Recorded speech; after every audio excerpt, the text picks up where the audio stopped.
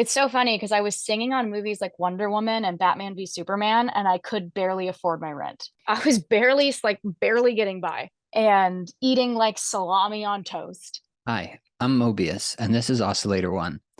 A few weeks ago, I sat down with TINYKVT, who's an up-and-coming producer and a vocalist in this new wave of industrial dance music that we've been seeing. And she's a very much established composer for film and trailers. It was awesome getting to chat with her about all the music that we're passionate about, and I was absolutely blown away by some of the stories she told me. The path that's brought her to where she is today is just insanely impressive and very unexpected. She's an amazing person and incredibly hard worker, and I think you're going to really enjoy this episode. Also, she'll be playing a set at Lost Lands this year, so if you happen to be going, be sure to check her set out. Enjoy. Oscillator One.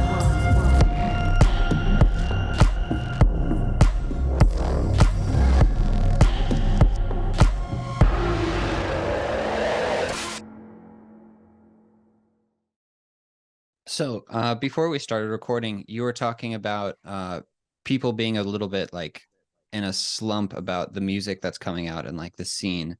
And you were telling me that is not true and that people just have to like dig a little bit deeper and look outside their sphere. Do you mean like the EDM sphere or the Los Angeles sphere or?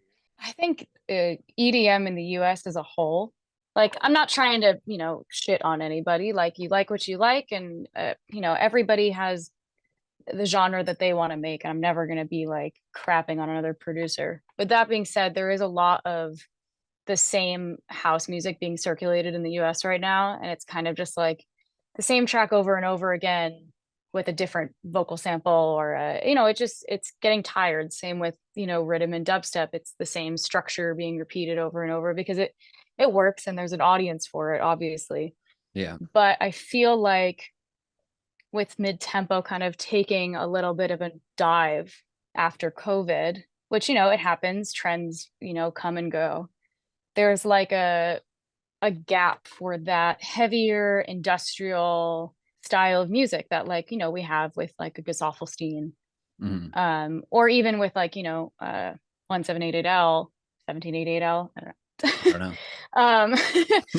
But a lot of those type of fans keep talking with me, and friends of mine are like, oh, we're so sick, like want to find new music. And I'm like, that the music that you're looking for exists, it just isn't existing in the US yet. I mean, there's people in Europe and in Japan like yourself who are making that next wave of heavier, darker, hybrid bass house, mid-tempo, techno, whatever you want to call it, between like I guess like mostly like between 100 and 120 like 7 BPM. So Yeah. it's not quite hitting the techno BPM, but it's not slow enough to be considered old mid-tempo. Yeah. And I love that wave that's happening right now with you and Sierra and Matteo Tura and what there's a label that a lot of you guys are releasing on. There's two labels. There's Moritin, and he does That's the a one I was thinking of. yeah, he does a lot of like house and mid-tempo, yeah, stuff like that. And then there's also Aim to Head, and they're Yep. like, yeah, I think Moritin is from the Netherlands and Aim to Head is Italian. So, Both of those labels are putting out what I think could be the next wave of quote unquote like mid-tempo in the US. It just needs to catch on yeah, because everybody that's releasing on those labels is so insanely talented and like really consistent, but also still innovating. yeah, Um, I just think it's a really exciting little spot that's happening in music right now. I think it was cool that Sierra just did a track with Health over here because obviously Health are really big over here, and I respect those guys so much. And that track is so sick. It seems like she might be the first one that kind of maybe breaks through over here.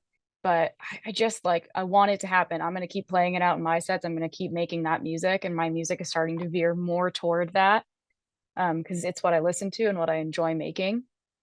But it's going to be a process, but I want people to like notice it. I keep sending playlists that I'm making to people and being like, look at all this music that you're missing out on.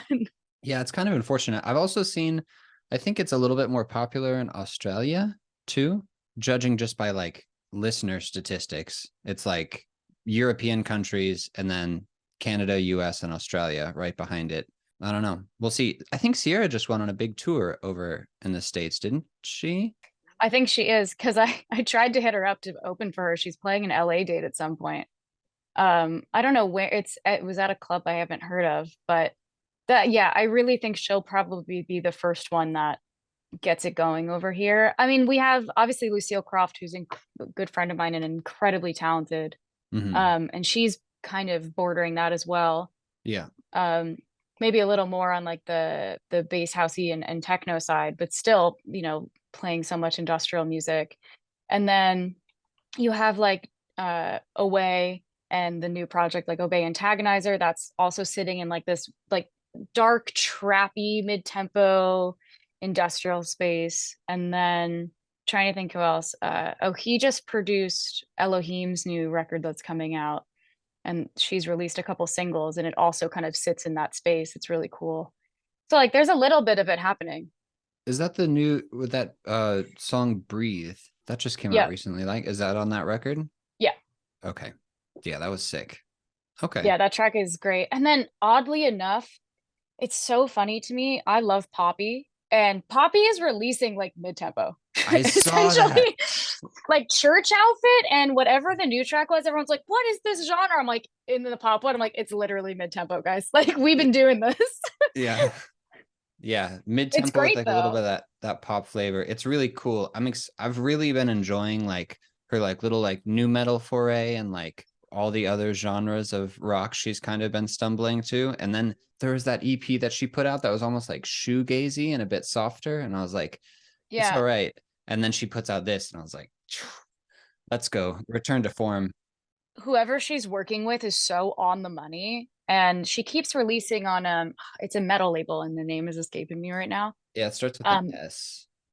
and they do like animals as leaders, and because I love metal, so I think it's cool that she's releasing this like quasi industrial pop on a metal label, and it's crossing into all of these like mainstream lanes. Yeah, Sumerian Records. Sumerian, that's what it is. Yeah, Sumerian's like a long-standing metal label. Yeah, it's exciting. I hope so too. I mean, obviously I'm biased because I love music like this and I've, made it kind of my life's work at the moment to make it and propagate it, but I think it's kind of a shame that it hasn't gotten more widespread recognition, I think. Like it's still even in Europe and stuff, like aside from Sierra, who's managed to like claw her way out and start like selling out big shows and stuff like that and touring with production, there's not that many people in the scene that are having big pulls live that I've seen so far. It's usually small parties here and there, and I'm excited. I'd really love to see it like transfer more into like a real world scene with people showing up to events and stuff like that. I think like everything, it just has to take a small group of people, like what's happening now, just pushing it, just going at it hard and not giving up. Mm-hmm. Because I like for a while I was making music that other people wanted me to make and that I thought was going to get me to where I wanted to be. And then I realized very quickly, I'm like, why am I doing that? Like I want to make the music that I want to hear. Yeah. And if people resonate with it, then great. But at the end of the day, I have to be happy with what I'm making. Mm-hmm. And the most recent releases and then the stuff I'll hope to be putting out in like the coming next year is that. And I feel much better about it. And I just like playing out that style of music. And when I play it out, people love it. So I think it just needs to find the right audience. It's just going to take some time. Yeah. Some time and like hopefully like that little like it factor. There's like always a spark, it seems, when a particular genre like rises to prominence. And sometimes it like hits the zeitgeist and like the people are ready for it at the time that it's peaking and it like shoots off.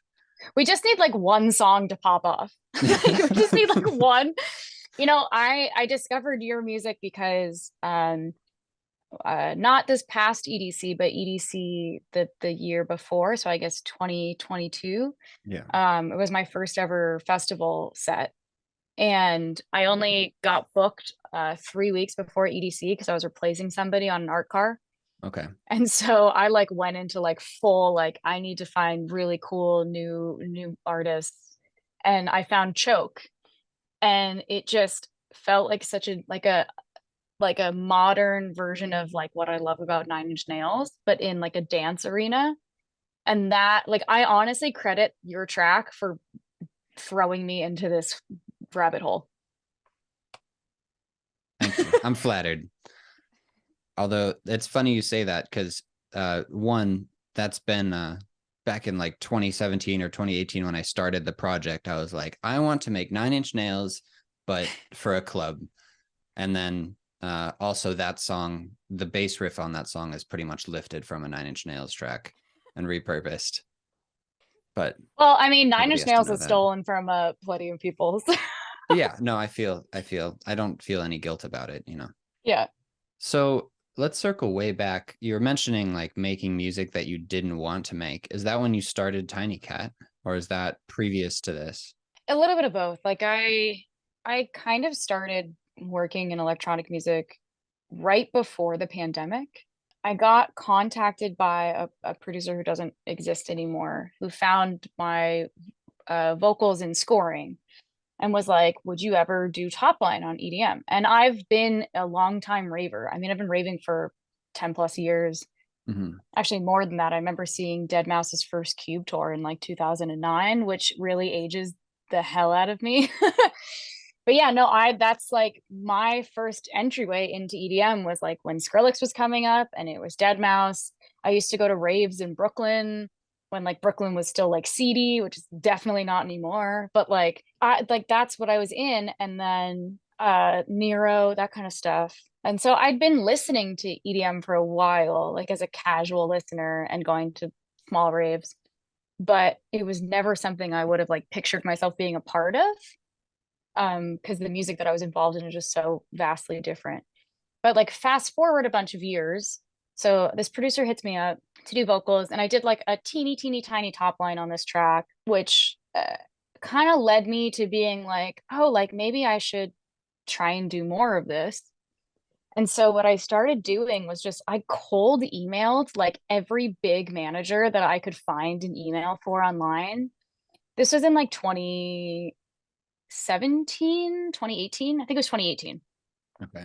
And I'm not going to name names because I respect these people a lot, but I got hit back by two of the largest acts in EDM still, who like I still like, well, I like, you know, are reasons why I got into this and I really resonate with. And they were like, "Oh, can you like send us a bunch of top lines?" Well, I didn't have that because I didn't know what I was doing yet. I was just like basically flaunting my film scoring credits and using that to get in with people, which it worked. So I remember I had a tiny demo that I did for a producer duo, and the manager loved it, and he was like, "I want to get the guys in the studio with you tomorrow. Can you finish up this demo by in like 24 hours?" So I stayed up all night, and it was not just a vocal and piano. I like semi-produced the track, and I listen back on it now and it's absolute like trash.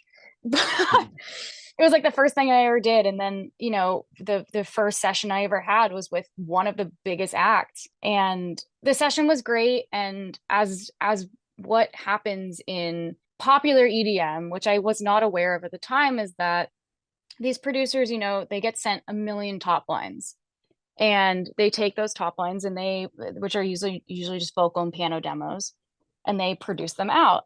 I wasn't used to working like that. It's so different in scoring. So I kind of just assumed if I was working with somebody, then that track would go through.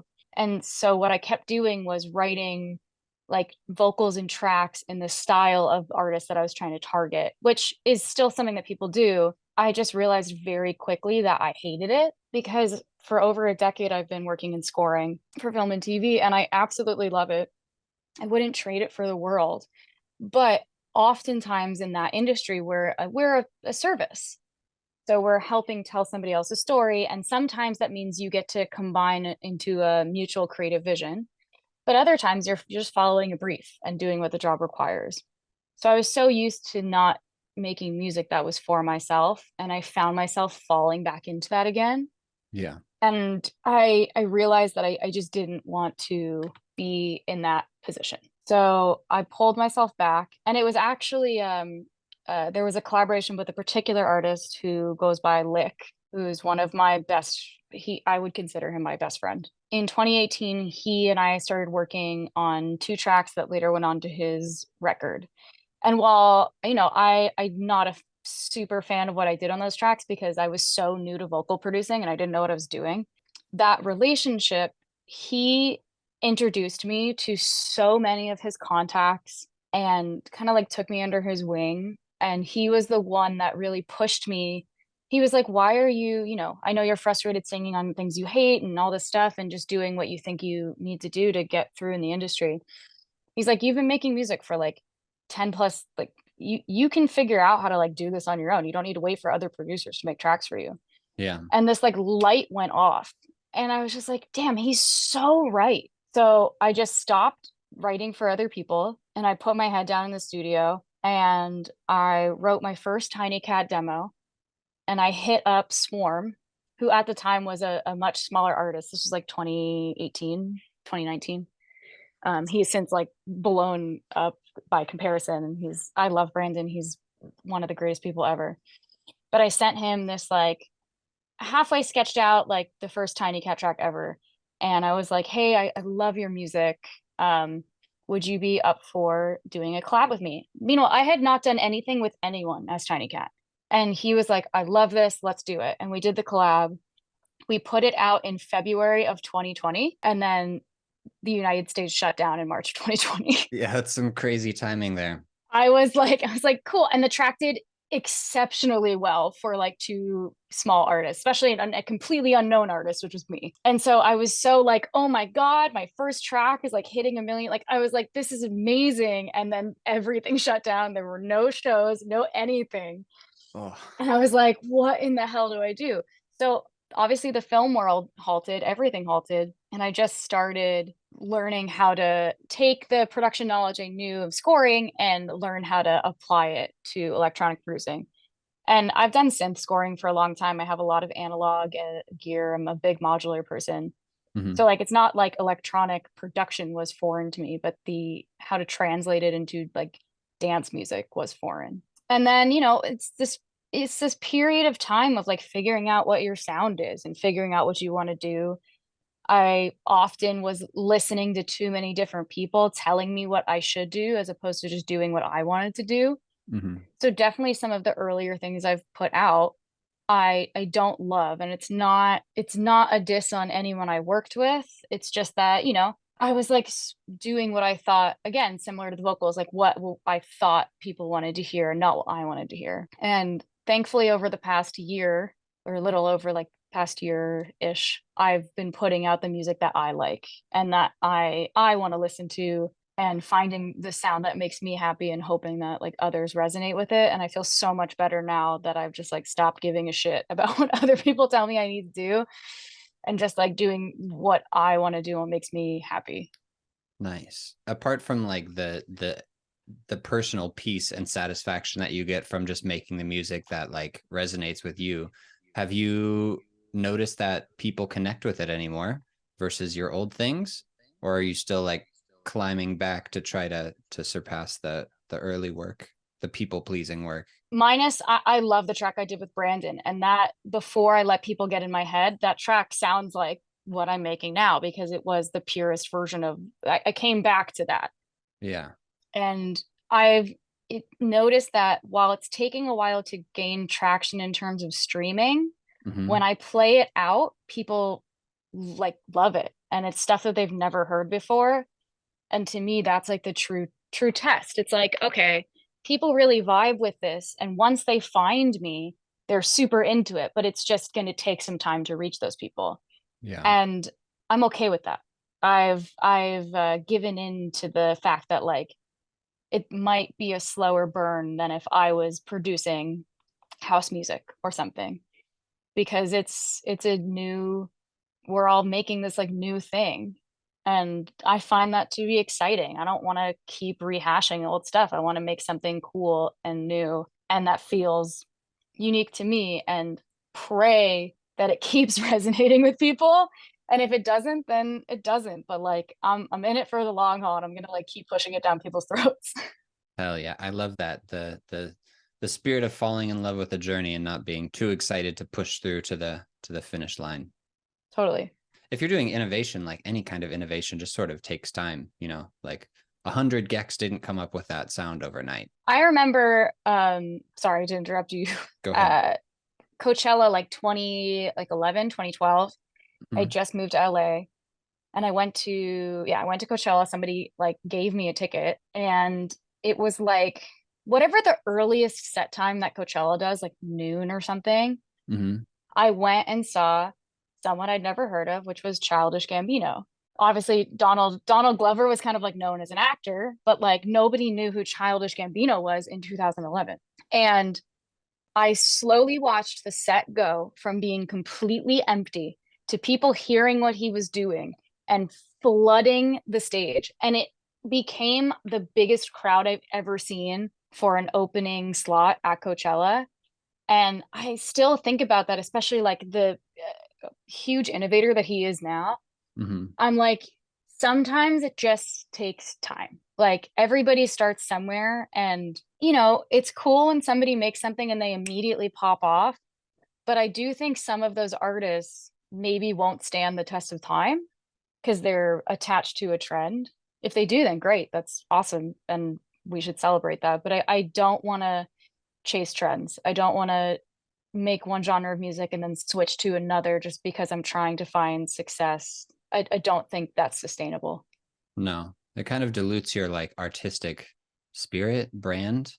I don't know. If you're always switching up with like whatever's hot, then people don't really know what to expect from you, and it kind of takes away from any unique voice that you might bring to the table. And I used to get really down on myself about it, but I've learned to stop being so hard on myself. Yeah.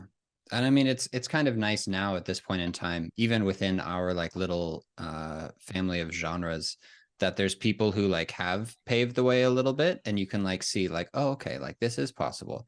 Like somebody like Swarm, who's out here making like orchestral mid-tempo with like metal influences. And you're like, who the Brandon fuck is his would have own thought? thing. Who would have thought that that would like be a thing, let alone something that would be popular and be getting booked on festivals and like be extremely successful? And like there he is, like he did it. Similar to Rez, it's like they found their pocket and they stuck with it and they've built a fan base. And nobody, for the most part, unless they're trying to imitate it, they are it. They sound like themselves and nobody else. And I have so much respect for that. Yeah. Um, yeah, Brandon is just like doing his own thing and he has been the whole time. And like that's so admirable. Mm-hmm. People like to wax poetic about that a lot of the time. I find, they're like, yeah, just find your own sound, find your thing, and like hold the rudder on it. But like, it's not easy. It's hard. Yeah, because labels don't want your music. They're like, this is weird. This doesn't fit. Like people listen to it. They're like, what the fuck is this? But if you have the vision and you trust in it, then it's exciting to see where people take it. I will say though, one thing that I do like because I sing on all my own tracks and I've been moving forward, I've been really a lot choosier because of stuff that I didn't like in the past. About for the most part, I only sing on collabs now, unless it's somebody's track that I really resonate with and or an artist I really fuck with, which is why I've sang on a few dubstep tracks because like Level Up and Genie, they sent me fully done instrumentals or like very, very filled out demos. And I loved the tracks and they were fun. And I do like playing dubstep out in my sets. I like to, I play all genres of just heavy bass music in my sets. I think it's fun. I like dynamics. I like doing peaks and valleys. I think if you're just playing at 100 for a whole set, you're going to give your listeners ear fatigue. So, like, it's cool that I can like when I'm doing my thing, I'm doing my thing. But I can just say, hey, I'm just a feature on this other adjacent genre. And I can kind of attract some of those fans Yeah. without being like 100% a part of that genre, if that makes sense. Yeah. You don't have to go out and like make a dubstep EP to have some of the dubstep kids hear your name. Yeah, exactly. And I just get to do something a little different and they're fun to play out live. And, doing one of those here or there is cool because people, especially in the States, they love that genre and it's fun to get on stage and headbang a couple tracks. It absolutely is. I haven't like bass music isn't incredibly popular here in Japan. It does exist. Now that things are open again and like people started touring, Reaper just came through. and I went to Hell see yes. Reaper at this like tiny little room, and it was fucking incredible. I haven't seen a bass music show in like 5 years. He's great. I've met him a few times. He's the nicest person, first of all. He played at Los Angeles 2 years ago. I sang with Swarm. And it's great that I'm coming back as my like own producer this year, which is such a fucking dream. But he played on the same stage as us, like I think like right before us Mm-hmm. or like two before us, and I got to watch his set. The like heavy drum and bass thing is so sick. I love drum and bass, and I'm really excited that it's having a resurgence in the US, especially, and it's having a huge resurgence in LA, which I don't has not seemed to necessarily translate to the rest of the country yet. But in Los Angeles, there is a drum and bass show, if not multiple drum and bass shows every week right now. Fuck yeah, that's awesome. And like with Blank doing his Aeon mode project, like I fucking love that project. JP is the fucking best. That is exciting to me, and it might be the only part of bass music in the US right now that's exciting to me. Not to like again hate on anyone, but like there's some really cool stuff happening there. And like you said, like Reaper just has like fun. He's fun. It's so much fun. I forgot how much fun it was. It like took me back to like being in high school and like headbanging at like a Borg War show or something, and just Hell like yeah. full body like release. I was like, holy shit, this is amazing. Like I need to I've been making like kind of understated music for so long. It kind of got me excited. I'm like, I want to make music that like people want to like jump to and like freak out to. I don't know if I'd call your music understated. Dead Eyes is a really fucking heavy track, Yeah, I mean especially like the VIP of it. yeah, exactly. The VIP is heavier, but like it is I don't know. It's kind of that balance. You live in LA. You go to a lot of shows. I see on the internet. What is like Yes. the most fun show or festival that you've gone to in recent memory? Oh, let me think. A few years back, it wasn't that recent. I'll think about the recent ones, but a few years back, I went and saw Feed Me at the Fonda in Los Angeles. It was on his like Teeth tour that he did. Mhm. That was one of the best sounding shows I've seen in a really long time. And I also, that's an artist that has stayed really true to his sound. Yeah, 100%. Seeing Nero 2 years ago or a year ago opening or not opening, like support with Dead Mouse in Arizona. I went for my 30th birthday. That was incredible. I'd never seen Nero. I've been such a fan forever. Hmm. Um, it was just one of them. It wasn't all three. I still haven't seen all three of them together, but that was amazing. They did like he did like a 10-minute VIP of promises. Hmm. Like it was literally like 10 minutes long and it was like all these different versions and it was the sickest shit I've ever seen. I'm trying to think like who I really like right now. Blank set at EDC was so good. I think we're gonna see him headlining shows really like festivals really soon. That guy is so insanely talented and one of the nicest people I know. Surprisingly, my favorite set at EDC was Dom Dalla, and I did not expect his set to be my favorite set. In fact, I wasn't even gonna go. A Hmm. friend of mine got me on stage in the backstage on Circuit Grounds at EDC, which Circuit Grounds is my favorite stage. I've been going to that stage since 2014 because it's always the experimental, weirder. It's not like bass pod super heavy, which I also love. It kind of, Dead Mouse plays on that stage and it's it just sounds the best out of all the stages. I don't know why that is. Hmm. He played like an hour and a half long set, and it was such a hybrid of bass genres that had like a simplicity to it while still being heavy at moments. And his mixing was so clear. And I'm sober when I go to festivals, by the way, just not, again, not hating on anyone. When I started working in EDM, it became really important to me to separate partying and having fun versus work mode. And it's not that I don't have fun at these festivals, but I get very uncomfortable being not sober around people that I could potentially be working with as a small artist. So when I say like I transcended, I was like fully sober, like having an out of body experience on this stage, listening to this set, and I like didn't want it to end. And that was very cool, especially from an artist that before that I wasn't really a fan of. Yeah. Trying to think who else. I can never pronounce his name right, but I saw Apache. I think it's Apache, like the helicopter. I saw Apache last year in a really small venue that I love called 1720 in LA, and it's like very warehouse vibes. That show and what he's doing is so cool. He's found his little niche, and he had some live orchestra and some Mm. vocalists, and it was just very cool, and it sounded great, and his visuals are so unique. So yeah, I mean, I'm sure there's other stuff in there that I've seen recently. I go to a lot of shows just because of my proximity to them. Oh, and Zed's Dead always just completely blow my mind, and I've seen them so many times now, and been lucky enough to opening for them again in October, and I'm incredibly excited. Their EDC set last year was one of the best sets I've ever seen in my life, and the thing that I love about them is they never play the same set twice, ever. I was talking to people that were on, because I only play little select dates here and there, but there are artists that are consistently, on their tour for the Deadbeats tour. And I've talked to them, and they're like, yeah, no, they played a different set every night. And not only that, they usually do an afters. Like the show I played in Chicago, they did like a really out there set, and it was cool, and it was completely different than anything I've seen them do. And then they went and played a drum and bass afters for like 2 hours. And Damn. that was also just, I was just like, I don't know how they do, like it's so admirable. You got to really love what you do. And I mean, they clearly do. They have a passion for it. That's why they've gone from being like another one of like the dubstep wave to becoming like a pillar of the EDM like main stage. I also love their label puts out so many different kinds of bass music, and they have put out themselves so many different kinds of, like, they don't sit in one pocket. They move around and somehow it works. And they really lift up themselves and Deadbeats, the label in general. They're the nicest people, and they really lift up small artists and really support them by putting them on these tours. Because Zed's Dead can sell out a show without support.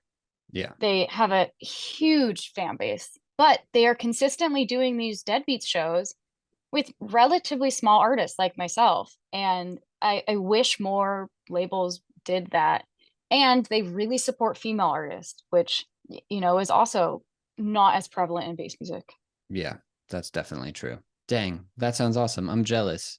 But speaking of LA, there's like the classic advice. If you want to do music, movies, entertainment, go to LA. That's the spot. That's where it's happening. Where are you originally from?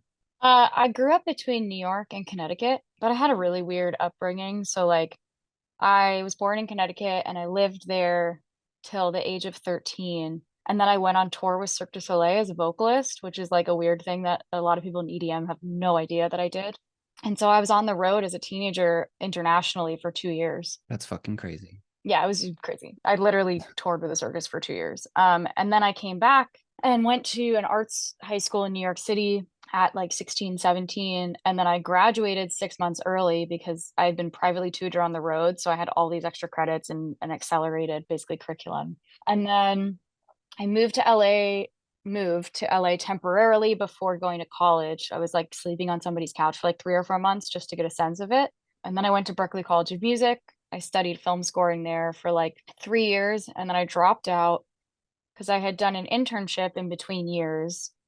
Um, and that internship offered me a job. So I was like, fuck it. I have X amount of dollars in savings. I was lucky.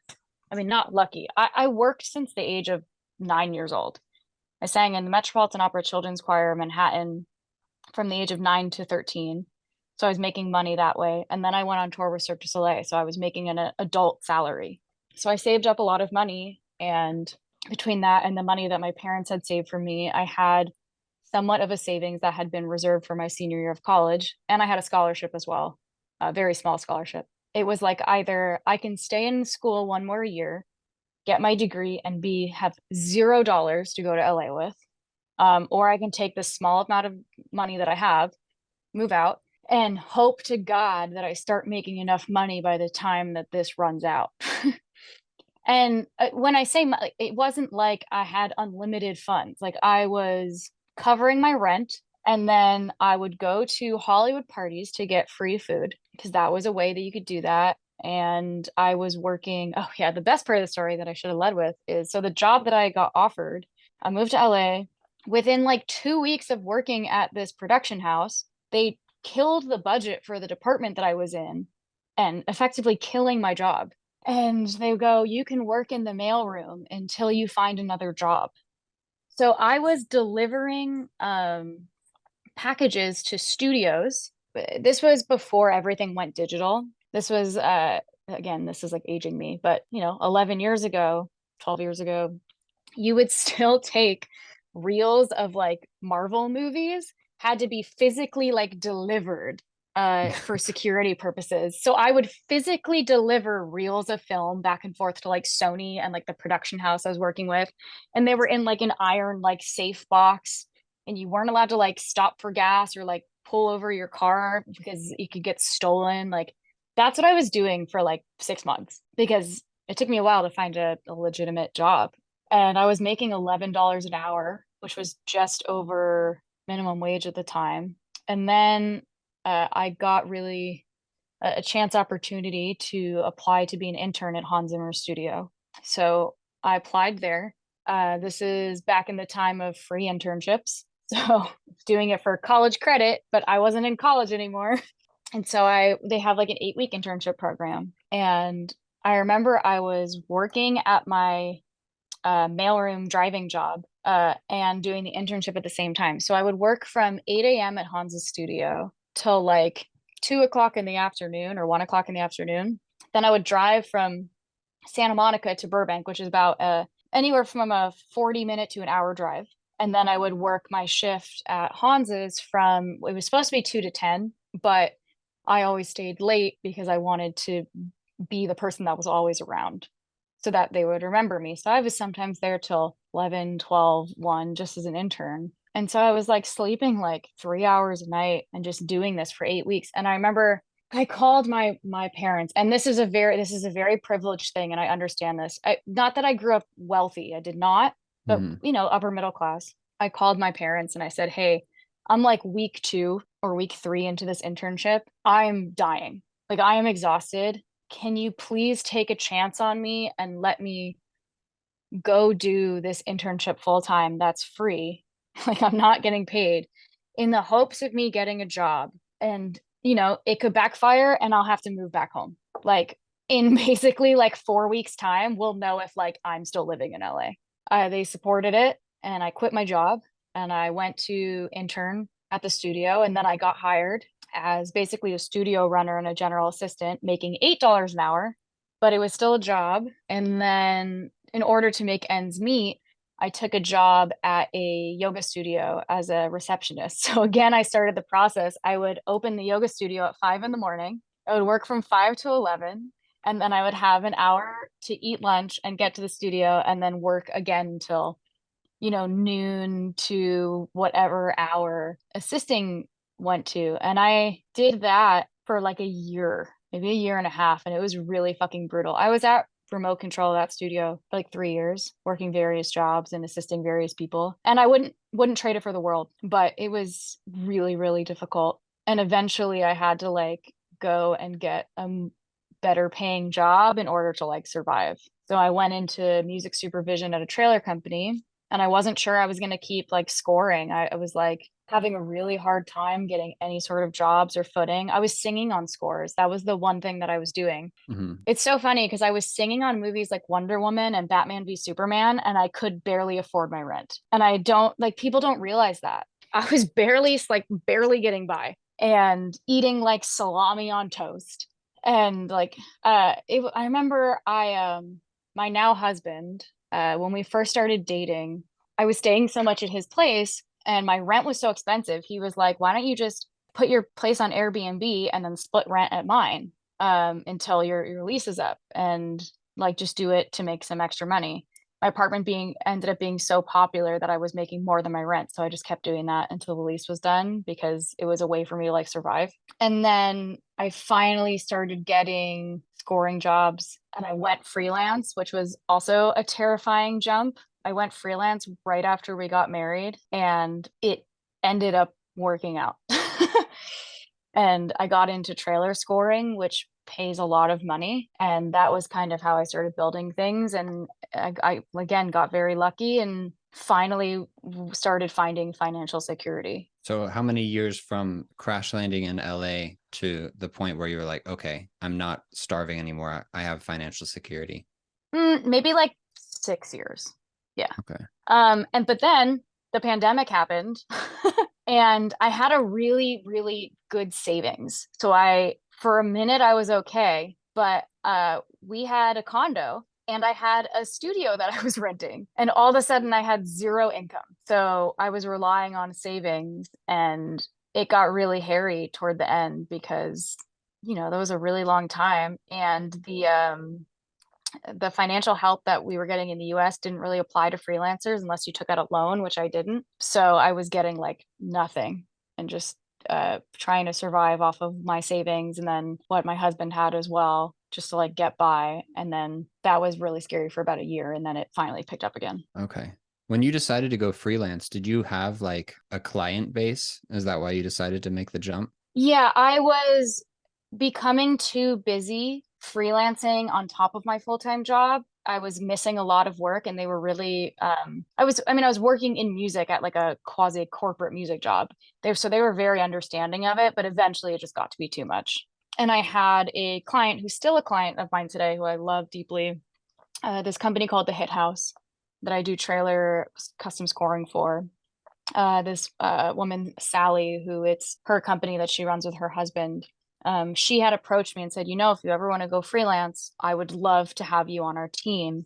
And I'll give you like it's not a salary, but like a retainer. Okay. So you'll have X amount of dollars coming in each month until you can like build up enough stuff in our library to start making money. And she said, I guarantee you by the end of like essentially year two, you'll be making six figures with us. Fuck yeah. And that happened. And Let's I am go. eternally grateful for her and that is what allowed me to go freelance. That is an amazing story. Sorry, that was so long, but it's like I can't condense it. There's a lot that happened. Yeah, there's a lot of moving parts. That's fascinating though. Wow. Good on you for doing it. Way back, is it legal for a 9-year-old to work? Yes, no, it's totally legal. Back then there was liberties taken that can't be taken anymore. Like the industry has progressed. No, it was totally legal. We just were not. There are rules now about hours that can be worked by children that young. I was barely in school. I didn't have a tutor, which is also not legal now. And I was singing in like 2 to 3 operas going on at the Met and rehearsing like another at the same time. So I was like nonstop working and I loved it. I also would not trade it for the world. And it like really instilled in me a professionalism that I've carried through today, but like so not legal. So, Yeah. All especially good. by like today's standards. Okay. Yeah, I was wondering. And then the circus, how did you end up running away to the circus for a couple years? Like what did they just come see you at the opera and they're like, we want this person to come with us? No, it was so at the time I was a child performer and that was what I was doing. And it was an audition that was posted somewhere online. My mom saw it and she was like, "Oh, we should like this fits your description." And Cirque du Soleil doesn't use minors anymore, by the way. So this is also like Good a on them. different time on their touring shows. They've stopped using minors. But there was a show that was like loosely kind of like Alice in Wonderland story-ish, and the lead character was this like 10 supposed to be like a 10-year-old girl. I was older than that at the time because I was like 13, 14. I sent in a CD. I went to a local studio to record a demo of me singing. I sang Sally's song from The Nightmare Before Christmas as my like little goth child and Nice. sent it in. And in a few days, they said, we're coming to New York to hold in-person auditions. Would you like to attend? And so I did a 3-hour audition at the age of 13. It was like some crazy long audition. And there was a blizzard. So we had to like get through this blizzard to go to this audition. And then I didn't hear anything for like 6 months. And then all of a sudden they called me and they were like, hey, you've got the job. And then I moved to Montreal at the age of 13, lived with a family there. I had like a guardian, and I had to train for like 4 or 5 months because working for Circus, there's a lot of moving parts and they do movement training and vocal training, and you have to learn the show, but you can't learn the show on the show. So it's like this whole process. And I was doing tutoring, like school at the same time. So it was really crazy. Lived in Montreal for like 4 or 5 months and then went on the road for 2 years.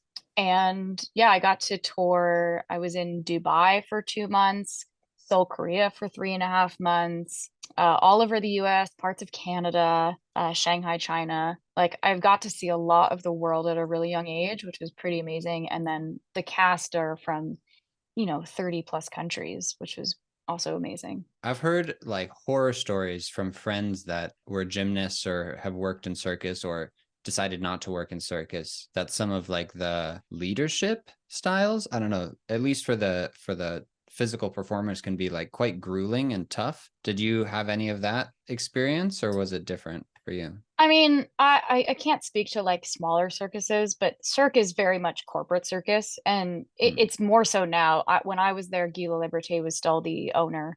Mhm. He's since sold it to a corporation, but at the time, it still is. It is the top of the top. It's like when you look at like it's the Broadway of circus. So you don't get there unless you are the best of the best in your field. It's a lot of ex-Olympians or people that have been raised in circus families. That being said, like any discipline, it is super grueling and they are practicing day in and day out. And there's a lot of injuries that come with any sort of physical work like that. But I loved it. It was mentally straining at times. There were times where I was like, I don't know if I could do this. I mean, I'm a teenager on the road. Like Yeah. I had a guardian. I was away from home. I wasn't with other kids my age really in foreign countries. I got culture shock for the first time being in Korea for so long because, when you're in the US, I don't consider myself a minority or at all really. And then you go to an Asian country and you are the minority. You are dropped into a sea of people who don't speak the same language as you, don't look like you, and stare at you essentially. And that feeling as a kid is after a month, 2 months, 3 months, it can be very scary. And I didn't know that culture shock was a real thing until that happened. And I'm in at the end of the day, I do a show and then I'm similar to touring now as an adult, which is so funny.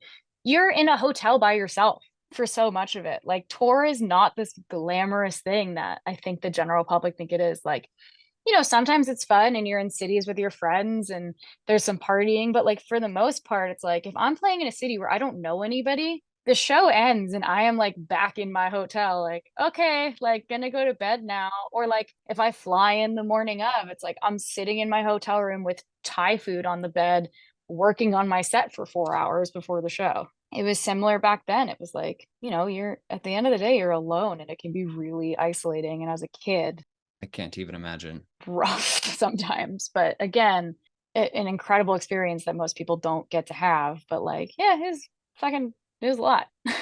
But I mean, it also helps shape you into who you are today. Do you think your touring Exactly. experience as a kid has like informed your how you handle yourself today professionally as you move into EDM? 100%.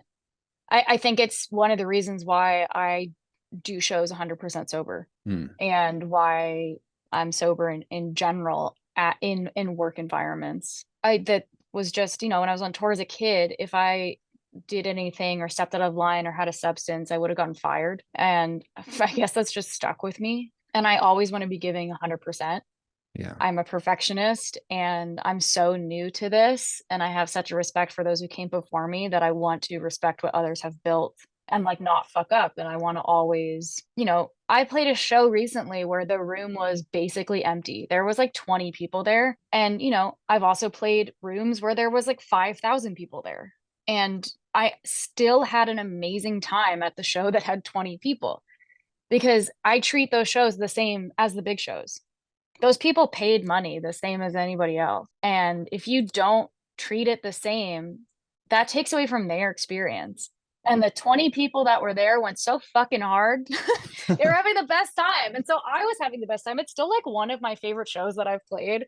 And I tell people that are like, what the fuck are you talking about? I'm like, no, because like there were two people in the front that literally were like dancing their faces off for like an hour straight. And I was like, I fuck with that. And it reminds me why I'm doing it. Yeah, I like that. Bring the same show and the same energy no matter like who's in the room. So we can just about wrap it up now, but I'm curious. You'd mentioned that you had some plans for Lost Lands. I don't know if you want to talk about that, but I'm curious Sure. to see like where you are looking to take your TinyKVT project in the next like year going forward? Like, what are you trying to do? What are your goals, and how are you looking to evolve your branding and artist identity? I come from a place, I don't like to say the word privilege because I've worked to get to where I am for so long and like fought and chewed and climbed. Yeah. But because I have a full-time job in music, scoring, there is some financial stability that comes with it. My full-time, my day job is music, which is a blessing and a curse because it's really hard to come off that job writing music 8 hours a day and then go to write TinyKVT. Sometimes it's just not possible. Yeah, my Writing hobby, music. it's like I just live here in my studio. Like I'm like a little gremlin, but I'm able to do some stuff and be a little more creative than I think other artists that are as small as me. And so I'm trying to move as I come out with more music. And now that I feel like I'm starting to really own into my sound and the stuff that's coming out now, I want to move more into a live show setup, similar to like what a Death Pack does, or what Death Pack does, or Apache. Is that what we decided how it's pronounced? Yeah, I think it's like the helicopter, because you used to have the helicopter branding. Apache is a helicopter. That's my best I didn't guess. know that. So like I think it's cool to pop in and just do DJ sets, and it's going to be that for me for a minute until I figure this out. But I sing on all my tracks. I've already started singing live in my sets. I just did it in Salt Lake and it went really well, and people really responded well to it. And I come from a cinematic scoring background, so I want to have visuals that are representative of that. I'm moving into this pocket of, I see TinyKVT as the character, the caricature version of me. And I don't mean in a silly way. I mean in like TinyKVT is who I wanted to be as a 13-year-old. Oh my God, I completely understand that. Like it is the most authentic version of myself. And I also have crippling anxiety. So by becoming TinyKVT on stage, I'm able to get through it and get past it. It's like I become this other person who I've always wanted to be. So I'm leaning into that. And for Lost Lands, if it all works out, like I consider TinyKVT to be like an NPC, like the crazy cool character that you encounter in the game, and that journey that character kind of takes you on. And I'm gonna be debuting like a cool, I'm not a mask, but a cool costume piece that I'm really excited about that I'm working with on this company called Replicant Labs. And they work very specifically, they do other stuff, but they are very zoned into the cyberpunk, or what I like to call more cyber goth air like world of things. And I'm very into that aesthetic.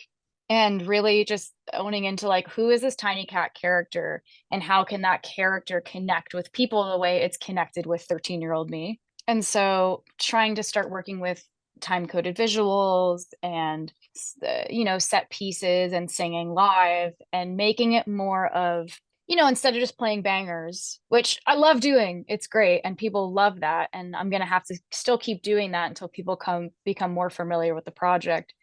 I want to start moving toward more of a specific artsy show, which will still be it's still DJing at the end of the day, but something that is just a little bit different. I think the thing that I'm really liking right now is what Alice in Wonderland's doing with White Fang.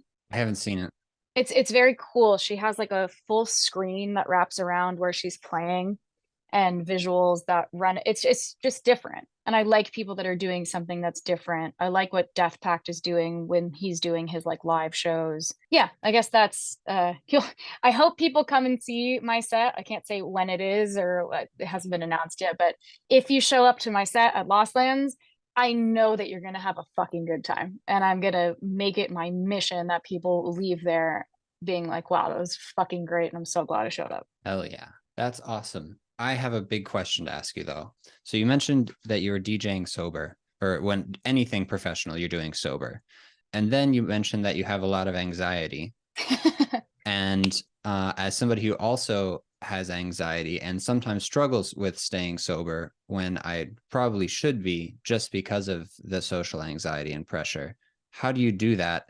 And then also the like the alter ego, sinking into an alter ego and kind of like removing yourself from a situation a little bit and like letting an idealized version of yourself. Like, this is something that I've read about. There's this book called The Alter Ego Effect, and touches on like famous examples like football players and CEOs and people like Beyonce with Sasha Fierce. I was gonna say it's really based on Beyonce and Sasha Fierce. I had mentally been doing that for years on stage as a kid. And until she came out and talked about Sasha Fierce, I was like, oh my God, I've been doing this for years. I didn't know this was something that other people did So you just sort of did it. unconsciously. Yeah. Yeah, Okay. I struggle. Like I have some, which I'm sure a lot of people do. I'm not going to go into too much detail, but a lot of artists and creative people have mental things that they struggle with. Hmm. But one of the side effects to what I struggle with is dissociation. um, which is a blessing and a curse because I think that natural dissociation allowed me to fall into this alter ego type situation. And now I can control it and use it to my advantage. But yeah, I mean, I don't have an addictive personality, which I'm very lucky for. And I know that can be genetic. Nobody in my family drinks, particularly, I wasn't raised around alcohol. I do partake in psychedelics outside of professional events. I like going into nature and, messing with mushrooms and but in very small amounts and spread out. Hmm. I don't like substances that I think slow me down or close off my brain, which I feel like alcohol does. Yep. Um, I don't like, and like, this is gonna make me sound like such an ass, but like, I don't like being around people when they're drunk. It just it makes me uncomfortable. I feel like people can be really nasty or out of control, and it makes me uncomfortable. So for that reason, not that I don't like, I'll have a cocktail every once in a while at dinner and like, or I've taken like a shot before I go on stage, like that kind of a thing. But, for the most part, I'm not doing stuff. I remember having, I had it 2 years ago, a bad experience. And it wasn't the night that I was performing, it was the night before. Someone had given me what was supposed to be a microdose of mushrooms Mm. and it wasn't. And I ran into somebody who I've now since worked with, and it was amazing and it was great. I'm not going to say who it was, but I ran into somebody who I greatly admired and is a relatively big producer and has become an even bigger producer now. And I was having like a panic attack because I didn't know that I was going to start tripping. And I Yeah. ran into this person and she was so excited to meet me and I was like gone. Yeah. And I was like, I never want that to happen again. So if I'm doing any fun things, I take myself away from people where I would be in a work setting. I just separate the two. And like I was at EDC this past year and I was sober all 3 days that I was there. And I had the best time. Want to stay awake? I'm just gonna fucking drink an energy drink. Like that's not what everyone wants to do. And that I think everything within moderation is fine. I'm not the like authority on this stuff, but it's what works for me. In terms of my anxiety, I do take regulated medication. Okay. And I started doing that about a year ago because my nervous system became so dysregulated that I finally had to step in and make a change. Mm. And since doing that, I've been in a much better place. I was against medication for a long time. I didn't want to, again, I just didn't want to put anything into my body. But, sometimes it's necessary. And I've realized with my anxiety, which has gotten worse with age, that I have to be less critical of taking time off and taking breaks. And when I listen to my body, and stop fighting against it's better. Yeah. It'll always be a struggle, probably. And I know that so many artists struggle with this. I mean, we're in a career where we're putting ourselves out there in the most like vulnerable, emotional way. It's you. And so it's constantly difficult. And I know that unfortunately, like the way that people cope with that is substances sometimes. And it can be helpful sometimes, but yeah, obviously Yeah. there's a balance. Typically it's a net detriment. Yeah. Yeah. There's a producer right now who has a persona online of just like benders, and I think that's so harmful. Yeah. Not only do I think it's harmful to project that image to especially young fans, But when I watch artists that it's not just a persona, I know that they're living that life. You worry. You're like, you're so talented and you are so successful. And to potentially see that maybe be your downfall is it's scary to watch happen. And I think unfortunately we lose a lot of people that way, Definitely. especially in EDM. So yeah, that's kind of where I stand with it. Yeah, that's fair enough. You do you typically see a lot more artists fall off and fail because of too much substance abuse than too little. Well, and then, there's this thing, and I'm sure it's like this in all careers, but you go from nothing to suddenly finding, if you find huge success, you have a lot of yes people around you. And when you only have yes people around you, you think you're invincible. And I think that's when it really becomes a problem. Well, thank you for sharing about that. It's inspiring to me. It's given me something to think about, and I assume whoever's listening to this will probably also find something there. So thank you very much. Is there anything else that you want to mention before we go? Yeah, I mean, my track Takeover that just came out and my track Want Me that's coming out next week are the two tracks that I'm the most proud of that I've made so far solely by myself. I think they're reflective of where my sound is heading and the stuff that I'm making that's not out yet. I'm just very excited about my Lost Land set. I'm putting every ounce of my being into that, and I'm going to be like tragically upset if nobody shows up. But I'm giving it my all, and I want it to be like a calling card for like, see what I can do with a little. Like, if you put me on more lineups, I'll be able to like keep growing it. So I'm just working toward that, and then writing my EP this summer, which I love the single and how that's coming out. So I'm excited. Fuck yeah, there you go. If you're going to Lost Lands, go to TinyKVT set. Watch it happen. All right. Awesome. Thank you so much. Thank you for having me. Quick note from the editing bay. After we stopped recording, we kept talking, and I realized that some of the things we were talking about would have made pretty good content for the podcast. So we decided to start the recording again. And so here is the extended part of our conversation. Enjoy.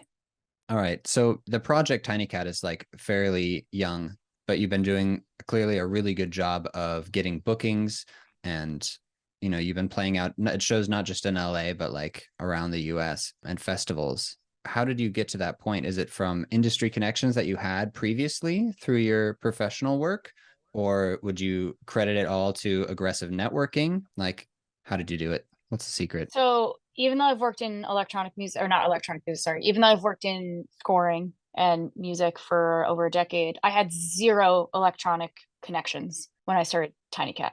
Or rather, I only had the like two artists that I had done stuff under my name early on. But before that happened, I knew no one. I was just an avid fan. I was a candy kid even for a moment in time. Let's go. Yeah, I mean, I didn't know anyone, but I had, I guess, a track record behind me from having worked with huge composers in a recognizable industry. That being said, I think I attribute a large part of starting to do not very well, but starting to pick up speed to being in LA, being in close proximity to agents, managers, other artists, being able to go to shows. I make it a point to not chase after large artists. I never want to be perceived as a clout chaser. And I also never want to work with somebody just based on their size to get myself ahead. I want to work with people that I like their music and I think resonate with the project. And if that ends up being a big artist, then that's great. But for the most part, I just like making music with my friends and people whose music I listen to. And I think because of that, I've made myself a really good circle of people in the scene here. But I do make a conscious effort to go to a lot of shows. And I take breaks here and there, but I love going to shows. I love seeing what other people are doing. I love meeting new people. Even though I have social anxiety, I force myself to push through it. Mm-hmm. Because inevitably I do like talking with people and working with new people. And I think just from being around and then producing what I believe is like quality music, I feel like I've built more of a following of producers and industry people than I have of fans. And I feel like it's normally the other way around. You start building a fan base and then the industry catches on. Yeah. I think I've done it the opposite way. And I don't know if that's a good or a bad thing. It seems easier to go that way than to go the other way. Because if you have connections, you can get put in front of more people who you could turn to fans. Yeah, I think I've just been relentless in going after what I want. I believe in the project. I believe in myself, not all the time, but sometimes. And I try to represent myself in a professional light and connect with people that I resonate with. And it seems to be serving me well at this point. But I did not have any previous connections in electronic music at all.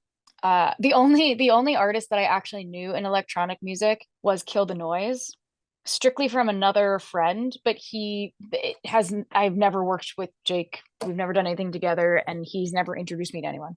And I'm not saying that as a negative thing. It's just like it wasn't like A backdoor. yeah, yeah. I just have been working my fucking ass off. And thankfully, I gained the attention of Deadbeats and some few other people. So it's been good. And I'm just hoping that like I can keep building that momentum. And I got to play EDC last year. But I was booked by a label that was running a takeover on a car. I was not booked with Insomniac directly. And Insomniac is obviously the biggest EDM, event thrower in the US. And they have not booked me yet. So I'm waiting to like like, hi Insomniac, I'm here, please book me and get on that festival train. But luckily Excision's team took notice at Lost Lands and Deadbeats. So I'm really lucky. And then a couple of smaller artists have brought me onto their shows as support that are friends. And at the moment, because I work in music full time, I'm not trying to do like 100 shows in a year. I like doing, if I could do a show every couple months or a couple shows, like for right now, I think that'd be a really good way to build a fan base. I would love to play more festivals because I have such a good time at festivals personally. And I love the production that they bring and the amount of people that they bring that you can showcase yourself to. We'll see what happens. I had like 3 shows in June, which is crazy for me. And I was like, this is enough. It's like, I'm good. I've reached the max. Maybe eventually I'll get to that point where I can do like a show every night. And I admire people that are able to survive that. I think it'll be a build to that. But there are artists that are bigger artists that don't do the crazy insane. Someone told me that like Sudden Death does like 300 shows a year or something, and that seems like near insanity. And I'm sorry if there are people watching this, like agents that are like, yeah, you should want to do that. I don't want to do that. I straight up don't. But I would like to play more shows and start curating that kind of like live show event that I was talking about that can really reach a specific audience. So you would credit it mostly to just getting out there, like putting in the footwork, talking to people, going to shows, introducing yourself. Yeah, and I don't And know, like maybe I'm a nice person. yeah. I like to consider myself a nice person. I don't know, I can be an asshole sometimes, but like I think I'm okay to be around and like I'm not like a fuck up and I like to have fun and I just enjoy going to shows to support my friends. I think it's really important to support other artists Mhm. because we're all like doing this crazy thing and it's really, really fucking hard. And I don't think the general public realizes that when you're a small artist, we're not making any money. Every cent that I make gets put back into my shows, or I just straight up lose money. Flights are insanely expensive. Usually, when you're an artist my size, you're lucky if your hotel gets covered in your package. So, yeah, it's a struggle. It's like you have artists that are here and then artists that are all the way up here, and there's very little in this in between moment. But I'm just gonna keep pushing and try to reach the people that I think will resonate with the project and keep hustling my ass off. Again, I think proximity is very helpful. The being in Los Angeles, every artist comes through here, tons of managers and label heads, and they're all kind of here or come through here or know people here. So that is very helpful, and I recognize that. But yeah, I just gotta fucking keep pounding the pavement and hope that it pays off eventually. So you would recommend moving to LA? I have grown to love Los Angeles, and everybody likes to shit on LA.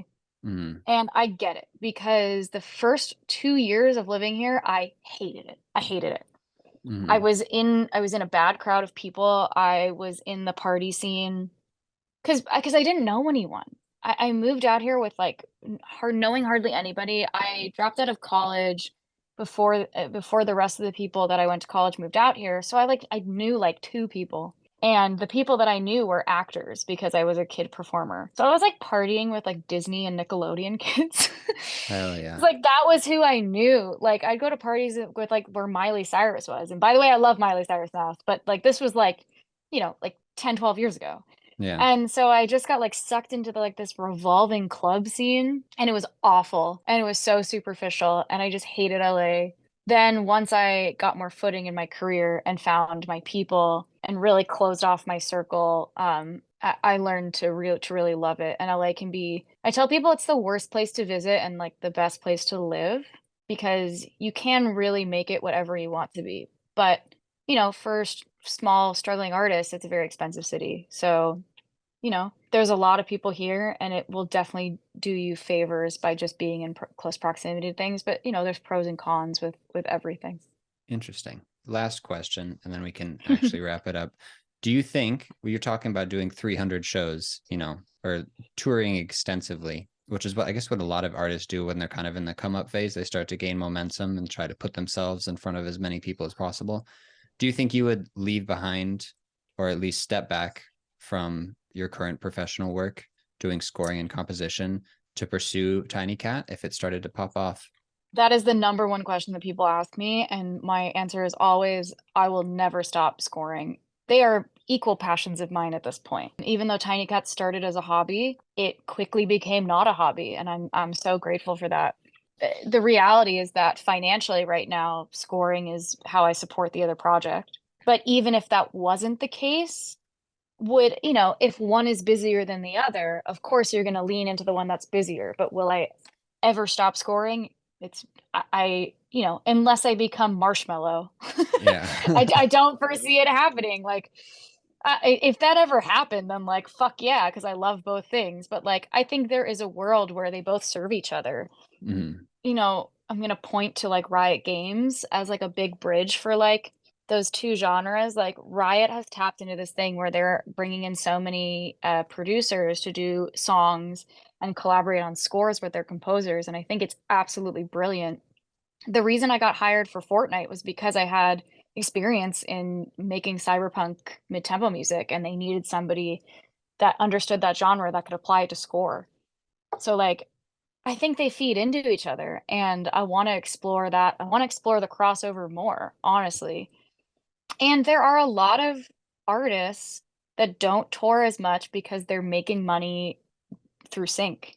I think the reality of why people tour so heavy, besides trying to build a fan base, is they're making far more money from touring than streaming. You don't make anything from streaming, but merch and touring is where your money is. So I think that's why people are hitting the pavement so hard, especially large artists. Maybe I'm wrong, but that's what it seems like to me. But I think the fastest way to grow a fan base is by being in front of people. And I would personally love to just specifically do more festival dates. I love okay. festivals. I've been going to them forever. I discovered so many artists by just wandering around festivals.